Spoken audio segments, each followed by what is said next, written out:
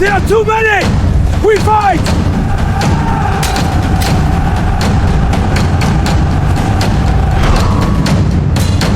We are fasting. We haven't eaten since dawn.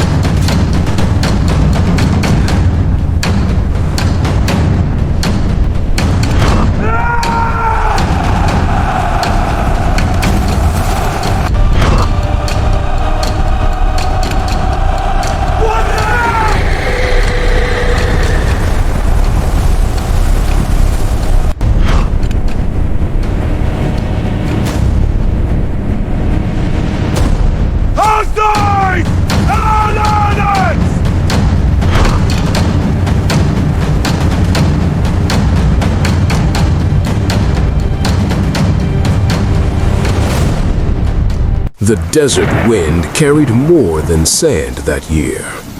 It carried whispers. 14 centuries ago, in the humble city of Yathrib, a settlement of mud brick homes, date palms, and restless tribes, something was shifting. The nights felt heavier, the air thicker, as though the unseen world leaned closer to earth. The believers had already endured exile. They had left Makkah behind, their homes, their trade, their kin, migrating for faith alone. Now in Yathrib, which the world would one day call Medina, they were rebuilding not only houses, but a new society. Yet they were surrounded by uncertainty. The Quraysh of Makkah plotted retaliation. Some Jewish tribes watched cautiously. Hypocrites smiled with hidden resentment, and among the believers themselves were questions, quiet ones. What would this new faith require next? The Prophet, peace be upon him, had been observing voluntary fasts, Mondays and Thursdays, the day of Ashura, days of devotion woven into the rhythm of worship. But something greater was approaching, and few sensed it. That evening, the sky darkened earlier than usual. A man named Salim ibn Rafi sat outside his modest home near the mosque. 26 years old, broad-shouldered from years of labor, his face carried the intensity of one who had chosen faith over comfort. He had been among those tortured in Makkah. He had felt ropes bite into his skin. He had watched friends fall, and yet here he was, breathing the free air of Medina. His wife, Lila, stepped outside holding a clay bowl of dates. "You look like the sky owes you something," she teased gently. Salim exhaled. "It does." She smiled. "And what debt does the sky owe you?" "Clarity." Lila sat beside him, then asked the one above it. Before he could respond, the call to prayer pierced the twilight. The believers rose, rows formed, feet aligned against the sand. There was comfort in order. But after the prayer, the prophet did not immediately leave. He remained seated, and that silence felt different. The companions sensed it first. When revelation descended, the air seemed to thicken. The prophet's posture would change. His gaze would shift beyond what others could see. That night, as the stars emerged like watchful eyes, revelation came. It was not thunder, it was not spectacle, it was weight, a stillness that pressed upon creation. Those nearest noticed beads of perspiration forming upon his brow, though the air had cooled. Something vast was unfolding. Later, when the words were recited, they would echo through centuries. "O you who believe, fasting has been prescribed upon you, as it was prescribed upon those before you, that ye may attain righteousness." The command was not wrapped in poetry. It was clear. Fasting, prescribed, obligatory, for a full month, Ramadan. The companions absorbed the words in silence. A month? From dawn to sunset? No food, no drink, in the desert? Some swallowed hard. Others lowered their heads in immediate submission. Salim felt a flicker of fear. He was a laborer. He worked beneath the sun. He carried stones. He harvested dates. He supported his wife and aging mother. A full month would his strength endure? Beside him, Lila whispered, "It is from Allah." He nodded, but obedience does not cancel human hesitation. That night, the city did not sleep easily. By dawn, the news had spread through every alley. Ramadan would begin with the next sighting of the crescent moon. The atmosphere in Medina shifted. Some were exhilarated, another pillar strengthening their faith. Others were anxious. Among them was Harith ibn Malik, a man whose Islam was recent and whose conviction was fragile. He had embraced the faith publicly after migration, but his heart remained divided. Trade concerned him, reputation concerned him, comfort concerned him. He paced within his courtyard. A month without trade during the heat? Customers will weaken, laborers will slow, markets will suffer. His brother shrugged. It is commanded, but is it practical? The question lingered dangerously. As days passed, anticipation grew. Children whispered about waking before dawn to eat in darkness. Women planned meals that could sustain strength through long hours. Men discussed work schedules. And in the mosque, the Prophet spoke of patience. He said, "Fasting is a shield, not punishment. Shield, protection. From what? From the self, from arrogance, from desire, from heedlessness." Then came the night of the crescent. The city gathered beyond its walls, scanning the horizon. Salim stood with dozens of others. The western sky burned orange before surrendering to indigo. Moments stretched. A boy cried out first, "There!" All eyes strained. Thin as a thread, delicate as a promise. The moon. Ramadan had arrived. The first pre-dawn meal felt almost festive. Families woke in darkness. Oil lamps flickered. The sounds of grinding grain and pouring water echoed through narrow streets. Lila pressed dates into Salim's palm. "Eat well." He smiled. "If I faint tomorrow, carry me home." She laughed softly. "I will drag you if I must."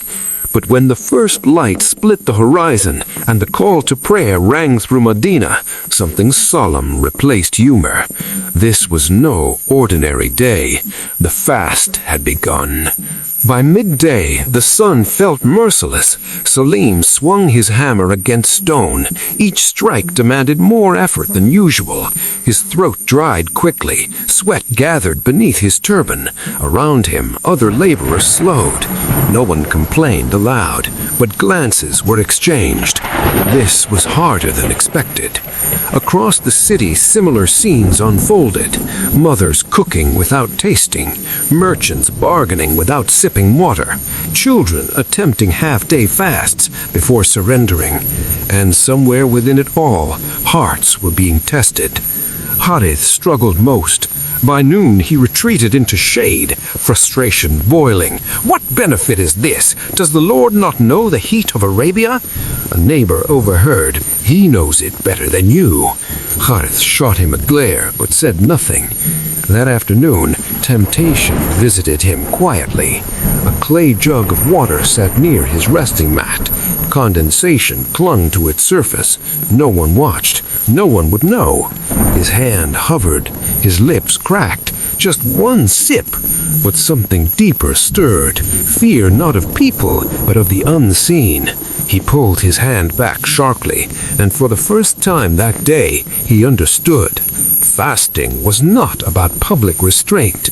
It was private loyalty. As sunset approached, the city transformed. Fatigue hung heavy, but also anticipation. Salim's steps towards home were slow but determined. Lila waited with dates and water ready. The moment the call to Maghrib echoed through Medina, a wave of relief swept the believers. The first sip of water felt like mercy descending through his entire being.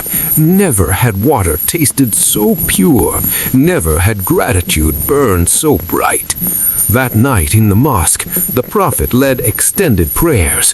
Verses of the Quran flowed into the quiet hours. Some wept, some trembled, some felt burdens lifting they had carried for years. Salim stood in prayer, exhaustion melting into something luminous. Hunger had sharpened him, thirst had softened him. He felt stripped of excess, as though his soul had been polished. But outside the mosque, tension brewed. Not everyone was pleased. A small group gathered in shadows, men who resented the increasing discipline of the faith. "This will weaken us," one muttered. "We will be vulnerable to attack." Another added, "Or perhaps that is the point, to test loyalty."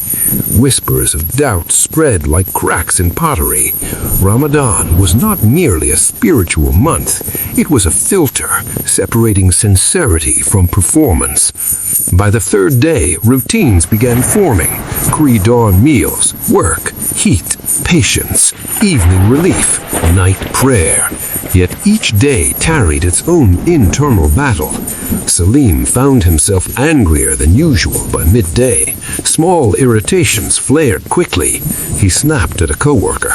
Later, shame washed over him. Fasting was not meant to expose ugliness. It was meant to refine it. That night, he apologized. Growth had begun. Meanwhile, Harith's struggle deepened. On the fifth day, business slowed significantly.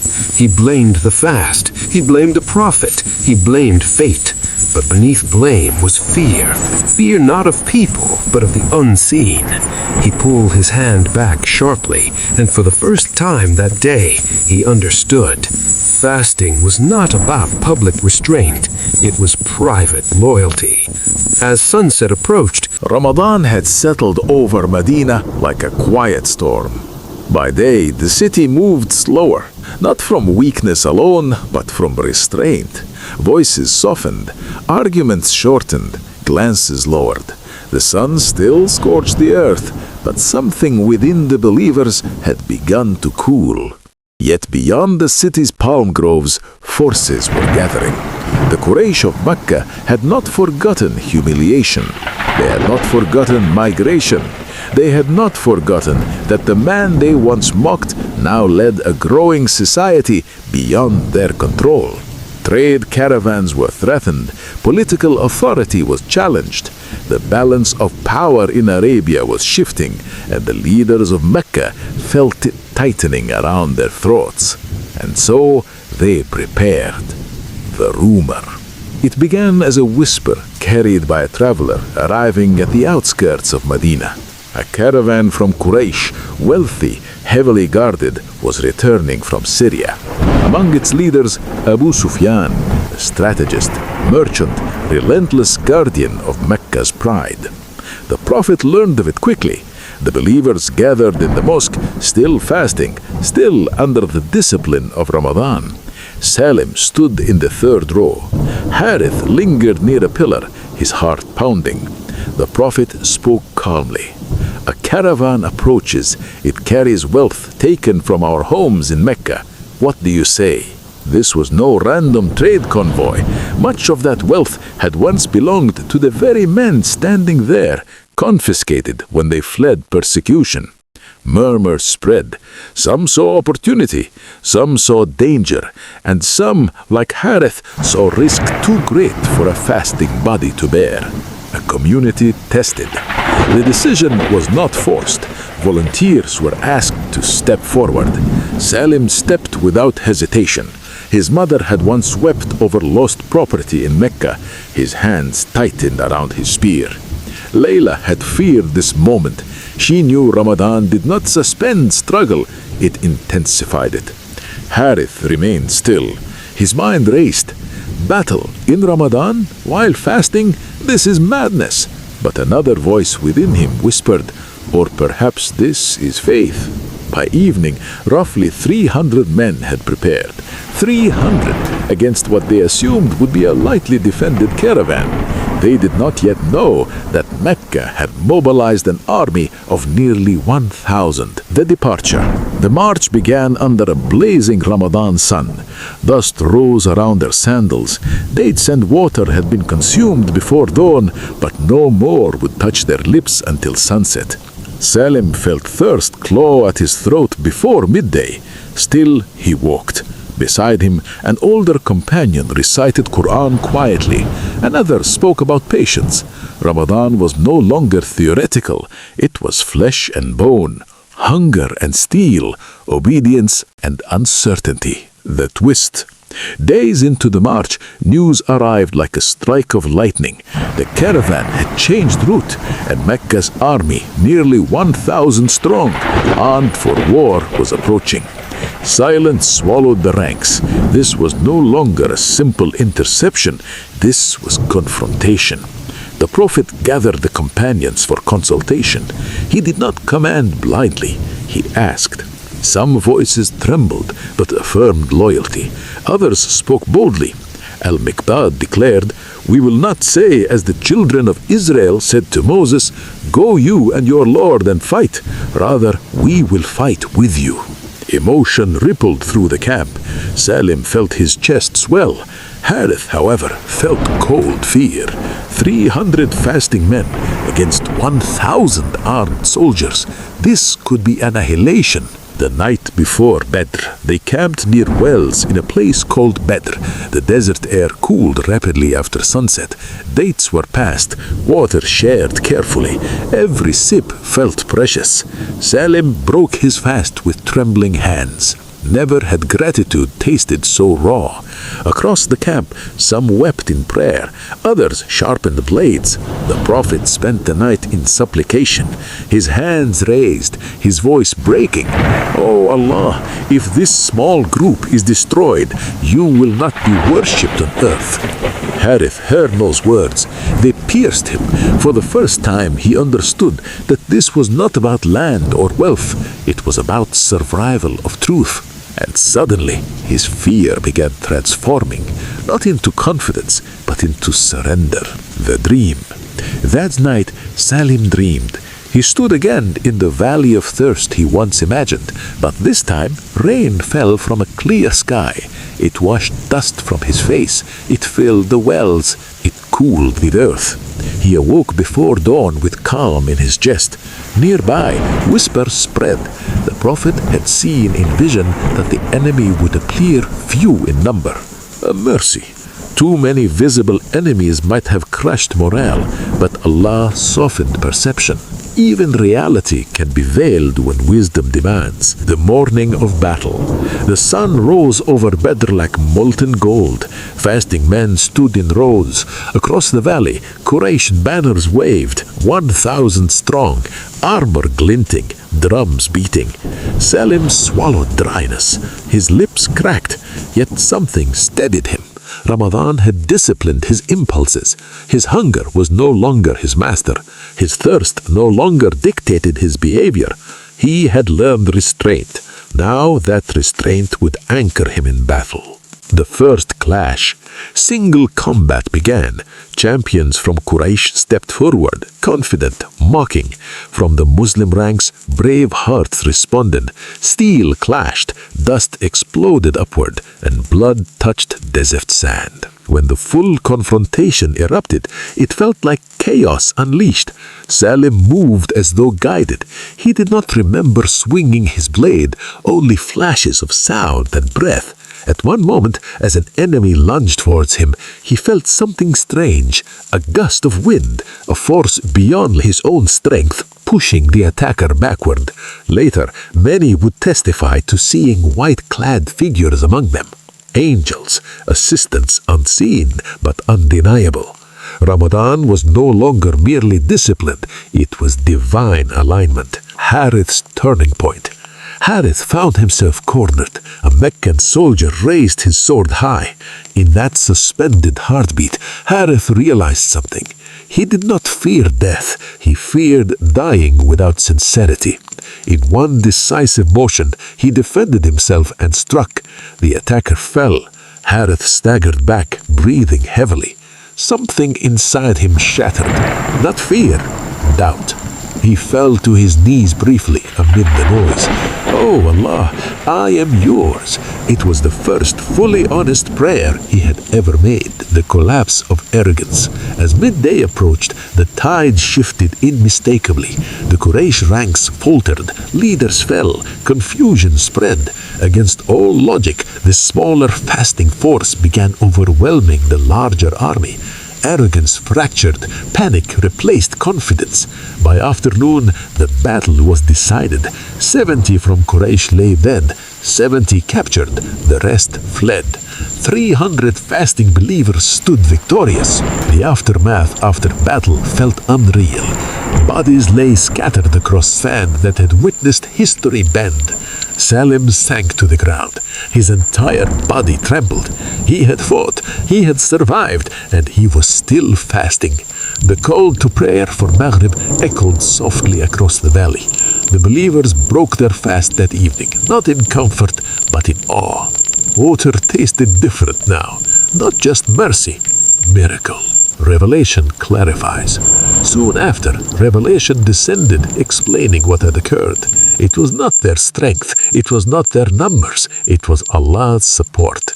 Ramadan had been the furnace, Badr was the proof. Hunger purified intention. Thirst stripped arrogance. Battle revealed sincerity. Medina reacted. When news reached Medina, disbelief turned into elation. Layla wept upon seeing Salim return. He was thinner, dust-covered, eyes deeper than before. "You are changed," she whispered.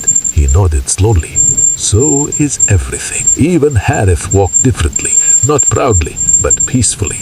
Ramadan was no longer a burden in his mind. It was the month that separated his old self from his new one. The greater understanding.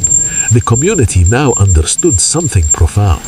Fasting was not withdrawal from life, it was preparation for it. It built patience for hardship, clarity for decision, discipline under pressure, compassion for the weak. Ramadan had intersected with war and emerged as strength. But another layer of the story was still unfolding. Within Medina, internal tension simmered. Not all celebrated victory. Some envied it, some resented it, some feared what growing power would bring. And the coming nights of Ramadan would expose hearts once more. As the moon of Mid-Ramadan rose above Medina, silver and watchful, the believers prayed longer than ever before. They had tasted hunger, they had tasted battle, they had tasted victory. But the greatest taste of all was still forming within them quietly. Taqwa, a consciousness sharpened by deprivation and proven in fire. And somewhere in the unseen, destiny prepared another decree. By the 20th day of Ramadan, Medina no longer resembled the city it had been at the start of the month. The air itself felt charged, not with fear, not with war, but with expectation. The believers had survived battle, they had buried martyrs, they had witnessed divine support at Badr, and now they stood at the edge of the final 10 nights, nights whispered about in fragments of revelation, nights unlike any other. A city holding its breath. The days remained hot and punishing, but something had shifted in the believers' endurance. Hunger no longer shocked the body, thirst no longer panicked the mind. Instead, a strange clarity settled in. Salim felt it while lifting stone beneath the sun. His limbs were weaker than they had been a month ago, yet his heart stronger than ever before. Even Harith, once restless and hesitant, found himself counting down to sunset, not for food, but for prayer. The final 10 nights approached, and the Prophet intensified his worship. He withdrew from ordinary routine, dedicating himself to devotion with a focus that stirred the entire city. Something was coming, but it was hidden. The promise of a night. One evening after prayer, the Prophet addressed the believers. There is a night in this month better than 1,000 months. 1,000 months, more than 80 years, a lifetime compressed into a single night. Gasps rippled quietly through the rows. Salim felt chills crawl up his arms despite the heat. Harith's mind reeled. Better than a lifetime, then every moment mattered. But which night? The answer did not come clearly. It was concealed within the final 10, and concealment itself was the test. Sincerity under the surface. As the first of the last 10 nights began, the mosque overflowed. Oil lamps flickered against mud walls. The soft murmur of Quran wove through the darkness like threads of light. Salim stood shoulder to shoulder with men who had fought beside him weeks earlier. Now they fought sleep, they fought distraction, they fought themselves. But beneath the devotion, subtle tension stirred. Not everyone pursued the night for the same reason. Some desired forgiveness, some desired reward, and some desired reputation. Among them was a man named Qais. He had been loud during the march to Badr, but slow in combat. Now he prayed in the front rows with dramatic weeping. His voice rose higher than others. His prostrations lasted longer, but his eyes often scanned the room. Who was watching? Ramadan refines, but it also reveals. The first hidden night. On the first 21st night, the city did not sleep. The sky stretched wide and clear. Stars shimmered like scattered diamonds across black velvet. Salim prayed until his legs trembled. In sujood, his forehead pressed into cool earth. He remembered Mecca. He remembered chains. He remembered fear. And tears soaked the ground beneath him. Harith prayed near a pillar, not loudly, not visibly, just steady. For the first time in his life, he asked not for wealth, not for trade success, but for purification. O Allah, remove what remains of doubt in me. The words left his lips without calculation, and something inside him eased. But by dawn, uncertainty remained. Was that the night? No signs had appeared. No thunder split the sky. No visible miracle unfolded. Only quiet devotion. The concealment deepened hunger of a different kind. Spiritual hunger. Tension in the shadows. Not everyone embraced the intensity. A small group whispered in private homes. This secrecy breeds obsession, one complained. Is Allah not clear? Another muttered. They resented the growing devotion of the believers, resented the discipline, resented the transformation. Among them was a man named Ulfai. He had been loud during the march to Badr, but slow in combat. Now he prayed in the front rows with dramatic weeping. His voice rose higher than others. His prostrations lasted longer. But his eyes often scanned the room. Who was watching? Ramadan refines, but it also reveals. The 23rd night. Clouds veiled the sky. The air felt softer.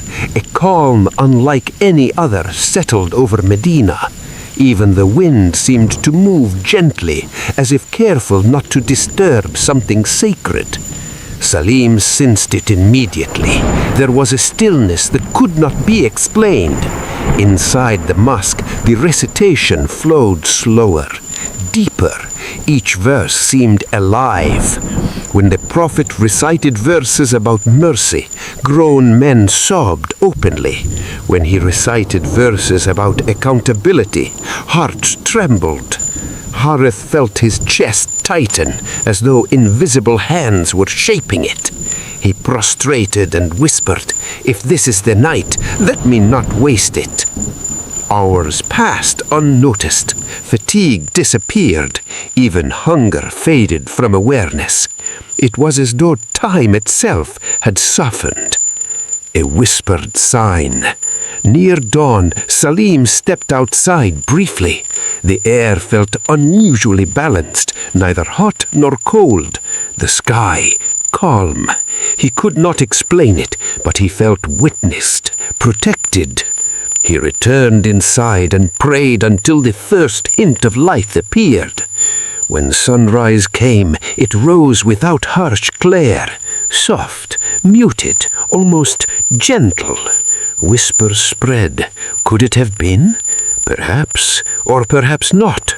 The uncertainty continued, and that was the brilliance. Every night demanded full devotion, not partial hope. The internal war. By the final 27th night, exhaustion settled over the city. Bodies were drained, sleep was scarce, but the mosque was fuller than ever. Qais intensified his display, louder tears, longer recitations. But something shifted. Few looked impressed anymore. The believers were too focused on their own hearts. Ramadan recalibrated attention. It was no longer about being seen. It was about being accepted. Harith's secret. On one of those final nights, Harith sipped out quietly after prayer, not to rest, but to seek solitude. He walked beyond the edge of the city, where palm trees swayed gently. He fell to his knees in the sand. No audience, no witnesses, just the stars overhead. He confessed things he had never spoken aloud. His envy, his hesitation at Badr, his near failure with the jug of water in the first week. I was almost false, he whispered. Silence answered him, but within that silence came peace, the kind that does not need applause. When he returned before dawn, his face looked different, lighter. He did not announce anything. He simply continued fasting. And that quiet consistency became his transformation. The night of decree. Whether it was the 23rd or the 27th or another concealed night, only Allah knew. But on one of those nights, the heavens opened in a way unseen to human eyes. Angels descended, not dramatically, not with spectacle, but with decree. Decisions for lifetimes written, futures aligned, forgiveness granted, souls elevated. In Medina, men and women prayed, unaware that destinies would be inscribed around them. Salim stood in prayer, unaware that his future children would carry faith across generations. Harith whispered, unaware that his name would be remembered as one who conquered his doubt. Even Qais, though imperfect, was given opportunity, because Laylatul Qadr is not for the flawless, it is for the sincere. Dawn of completion.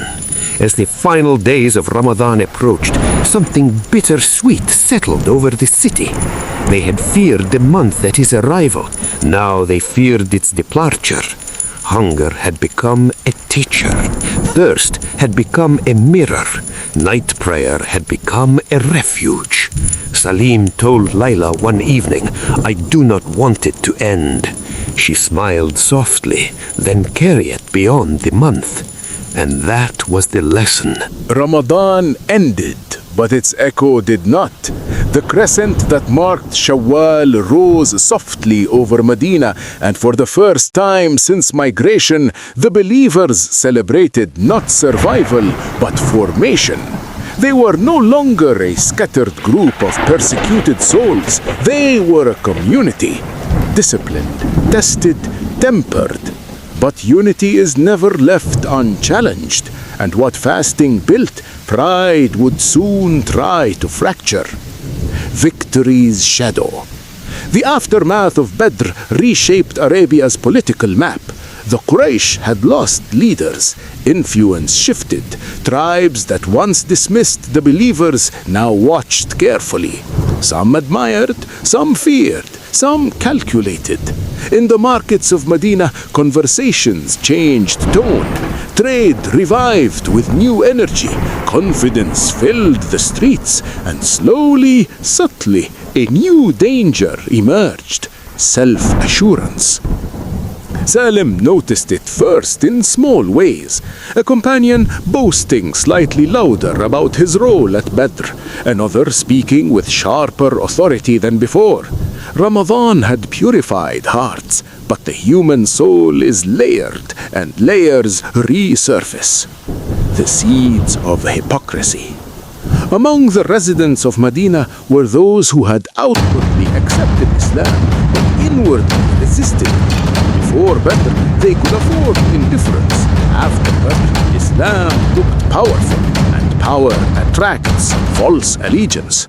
At the center of this tension stood a man named Abdullah ibn Ubay, a respected leader before the Prophet's arrival, whose political ambition had quietly collapsed when Medina united under a different authority. He smiled publicly, he spoke carefully, but resentment simmered beneath the surface. Ramadan had unified believers. Now politics would test that unity. The second Ramadan approaches. A full year passed. Revelation continued to shape daily life. Laws clarified, community bonds deepened, yet whispers from Mecca intensified. The Quraysh would not leave Badr unanswered. They prepared again, this time with vengeance. And once more, Ramadan approached. The second Ramadan since fasting had been made obligatory, but this year felt different. The believers were not inexperienced anymore. They had tasted both hunger and victory. They had experienced Laylatul Qadr. They had buried martyrs. Now the test would evolve. Internal unease. Harith had transformed deeply since the first Ramadan. His trade resumed modestly, but he no longer worshipped Prophet. He had begun waking voluntarily before dawn, even outside Ramadan. Yet, as the second Ramadan approached, he felt a new unease. Not about fasting, about unity. He overheard subtle disagreements in the marketplace, disputes about distribution of spoils from past battles, arguments about leadership decisions. Nothing explosive, but cracks begin small. Salim sensed it too. He approached Harith one evening. "Do you feel it?" Harith nodded slowly. "Yes," he said, "the calm before something." The third week of Ramadan. This second Ramadan did not begin with battle. It began with routine, fasting, prayer, recitation. But in the third week, news arrived. A large Quraysh force was mobilizing. The believers gathered again in the mosque. This time the atmosphere felt heavier, not fear, memory. They remembered Badr, but they also knew arrogance could blind. The Prophet consulted the companions. Some argued to remain within Medina and defend strategically. Others, particularly younger men who had missed Badr, urged open confrontation. Emotion rose, voices sharpened. For the first time, Salim witnessed visible disagreement among sincere believers. It unsettled him. Ramadan was meant to soften hearts, yet here they were, divided in strategy. The withdrawal. When the army marched toward Uhud, nearly 1,000 believers set out. But along the path, Abdullah ibn Ubay withdrew with roughly 300 men. He claimed strategic disagreement, but his withdrawal struck like thunder. 300 gone, morale shaken, fasting men watching their own ranks shrink. Harith felt anger rise, cowardice disguised as caution. Salim gripped his spear. This is the fracture. Ramadan had purified intention. Now hypocrisy exposed itself. The Battle of Uhud. They camped near Mount Uhud. 700 believers remained. Fasting continued. Hunger accompanied preparation. But something subtly was different from Badr. Confidence was stronger, perhaps too strong. The battle began favorably. Muslim ranks pushed forward. Quraysh faltered. Victory seemed near. Then disobedience. A group of archers stationed strategically abandoned their posts, believing the battle won and eager to gather spoils. The enemy cavalry seized the opening. Chaos erupted. Confusion replaced order. Shouts pierced the air. Rumors spread that the Prophet had been killed. Panic rippled. Harith stumbled amidst the clash, dust blinding his vision. Salim fought desperately to regain formation. But this was not Badr. This was correction. The wound. The Prophet himself was injured. Blood touched his noble face.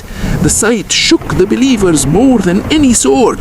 Their leader wounded, their ranks fractured, their confidence shattered. Eventually, the battle subsided. Not total defeat, but not victory. 70 martyrs lay upon the slopes of Uhud, including beloved companions, including Hamza. The weight of loss crushed the city upon return, Ramadan's hardest lesson. That evening, fasting believers broke their fast with tears. Water tasted bitter, not from impurity, but from grief. Salim sat beside Layla in silence. He had survived again, but survival did not feel triumphant. Harith stared at his hands. He whispered, "Badr taught us trust." Salim replied, "Uhud taught us humility." Ramadan once more intersected with battle, but this time it stripped something different: overconfidence. Revelation descended. Verses were revealed explaining what had happened. It was not abandonment. It was consequence. Obedience brings strength. Disobedience opens vulnerability. Even sincere believers can err. Ramadan built discipline, but discipline must persist beyond hunger. The archer's mistake was not lack of faith. It was a momentary attachment to gain, and that attachment cost dearly. Harith's realization. That night, Harith walked alone again. He remembered his early doubts during the first Ramadan, his near failure with the jug of water, his transformation at Badr. Now this. He realized something profound. Fasting trains the body, but obedience must train the ego. Ramadan cannot fix a heart that resumes heedlessness afterwards. He whispered under the stars, "Do not let my obedience expire with the month." The hypocrites spoke. Back in Medina, the withdrawn group began whispering. If they had listened to us, if they had stayed, blame circulated. The fracture widened. Ramadan was not simply revealing individuals now. It was revealing political tension, leadership tested, community shaken. Yet something deeper formed, a maturity born of correction. The final nights again. As the second Ramadan approached its final 10 nights, grief still lingered, but devotion intensified. The mosque filled once more, this time not fueled by triumphs, but by need. Salim's prostration felt heavier. He asked not for victory, but for steadfastness. Harith wept openly, not dramatically, not performatively, but broken, and broken hearts attract mercy. The hidden strength. On one of those final nights, calm returned, not the electric anticipation of the first year, but a grounded stillness. Laylatul Qadr was sought again, but this time they understood something deeper. The night of decree is not magic, it is alignment, and alignment requires humility. The community emerged from the second Ramadan different from the first, less naive, more aware, more dependent on Allah than on numbers. The greater transformation. Years would pass, Ramadan would repeat, each year refining, each year revealing. The obligation of fasting was no longer new, it was foundational. Children grew up knowing its rhythm. Warriors prepared through it. Leaders reflected within it. Hypocrites exposed themselves during it. Ramadan became the annual mirror of the Ummah. But one final test awaited. One that was Time does not announce its final chapter. It moves quietly, breath by breath, year by year. Ramadan had now become the pulse of Medina. Children who once watched their fathers fast were now fasting themselves. Markets adjusted automatically to its rhythm. The Quran flowed through homes like familiar wind. What began as a command had become culture. What began as obligation had become love. But this Ramadan felt different, subtle, heavy, as though the sky itself knew something the earth did not. A subtle change. Salim was older now. Lines had formed near his eyes. Strength remained in his shoulders, but it carried experience. Harith's beard had grayed at the edges. His trade prospered modestly, but his attachment to it had long dissolved.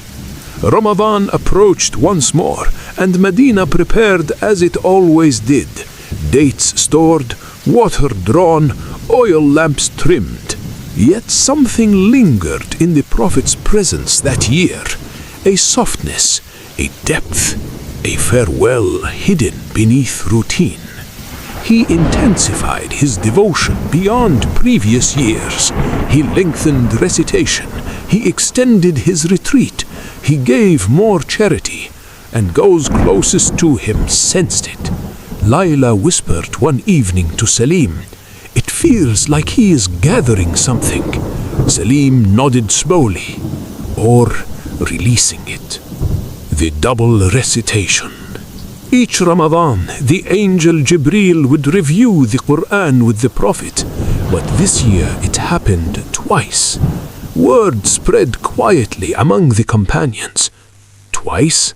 Harith felt a tremor in his chest when he heard it. Why twice? The answer hovered unspoken. Completion, perfection, finality, the weight of knowing. On the 15th night of Ramadan, the mosque overflowed beyond capacity. Men played outside in the open air. Women wept behind partitions. Children slept against pillars. The recitation flowed longer than ever before. Verses of mercy, verses of warning, verses of accountability, verses of hope. Salim felt tears fall without restraint. He did not know why. He simply felt overwhelmed, not by fear, but by gratitude. This man had carried revelation through persecution, migration, war, loss, and triumph. And now he stood before them still fasting, still praying, still humble. A private conversation. One evening after prayer, Harith approached Salim. "Do you remember the first Ramadan?" Harith asked quietly. Salim smiled faintly. "I feared hunger more than anything." Harith lowered his gaze. "I feared surrender." They stood in silence. "Ramadan changed us," Harith said finally. Salim shook his head gently. "No, Allah changed us. Ramadan was the path." The last 10 nights. The last 10 nights began. The Prophet secluded himself in the mosque for i'tikaf. His devotion was intense, focused, uninterrupted. Those who observed him closely noticed longer sujood, longer silence, longer contemplation. Laylatul Qadr was sought once more, but this time the believers prayed with urgency, as though time were narrowing. Salim found himself asking not for victory, not for wealth, not even for ease. He asked for continuity, for this light not to leave us. Harith prayed differently. "Prepare me," he whispered, "for what I do not yet understand." The quiet announcement. It did not come as thunder. It came through subtle words spoken one afternoon in Ramadan. The Prophet said to his companions, "Perhaps I will not meet you here again after this year." The words hung in the air, heavy, unavoidable. Some pretended not to understand. Some denied the implication, but hearts knew. Salim felt his chest tighten painfully. Harith's eyes filled immediately. Ramadan had become their anchor, and the one who taught them its meaning was preparing to depart. The farewell spirit. The nights intensified further. The Prophet wept more in prayer. He sought forgiveness constantly, though his past and future sins were forgiven. He distributed charity abundantly. He smiled often, but there was a tenderness in his gaze that felt like goodbye. The companions clung to every word, every gesture, every pose. Even Qais, who once concerned with being seen, now prayed quietly in the back rows, tears genuine. Ramadan had completed its work on many hearts. The final crescent together. When the crescent of Shawwal appeared, signaling the end of that Ramadan, something inside the community shifted permanently. They prayed Eid together. They embraced. They celebrated. But beneath celebration was awareness. This may be the last Ramadan with him. Salim held his children tightly. Harith walked home slowly, absorbing the fading echo of takbir in the air. Ramadan was no longer just discipline, it was memory. The months after, within months, illness came, subtle at first, then undeniable. The Prophet's strength weakened. Medina felt fragile. The same city that once faced armies now trembled before absence. Salim visited frequently. Harith could barely speak when he did. And then the day came, the one no heart could prepare for. The Prophet returned to his Lord. Shock and fracture.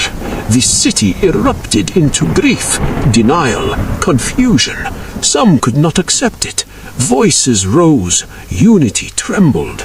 Salim stood frozen, Harith's ground tilted beneath him.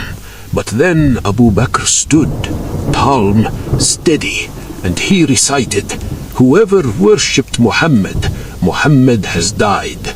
Whoever worships Allah, Allah is ever living." The words stabilized the quake, and suddenly every Ramadan lesson resurfaced. Discipline, sincerity, dependence on Allah, not on individuals. Ramadan had trained them for this, to detach from creation, to anchor to the divine. The true legacy of Ramadan. In the years that followed, Islam expanded beyond Arabia. Empires trembled, civilizations shifted, but every year Ramadan returned, as reminder, as recalibration, as mercy. Salim grew older, watching grandchildren fast for the first time. Harith died, known not for doubt, but for steadfastness. Qais became quieter, more sincere. Layla taught young girls the sweetness of pre-dawn meals and the peace of night prayer. Ramadan outlived them all. The untold truth. The obligation of fasting was not merely law, it was preparation. Preparation for battle, preparation for humility, preparation for leadership, preparation for loss, preparation for eternity. The first Ramadan shaped a fragile community. The second humbled it. The final of Ramadan matured it. And when the Prophet departed, the Ummah did not collapse, because Ramadan had built something deeper than personality. It built taqwa, consciousness, restraint, sincerity, unity anchored in the divine. the final reflection. 14 centuries later, the crescent still appears, hunger still humbles, thirst still sharpens, night prayer still softens hearts, and Laylatul Qadr still descends unseen. The story of Ramadan is not merely historical, it is living. Every year it asks the same question: will you be transformed, or will you merely abstain? Salim's descendants would tell stories of Badr and Uhud, but the greatest battle was always within. Harith's story would be remembered quietly, proof that doubt can become devotion, and the desert sky of Medina would continue witnessing generations bowing in the same direction, because fasting was never about starvation, it was about elevation. And the night the sky first opened, it never truly closed.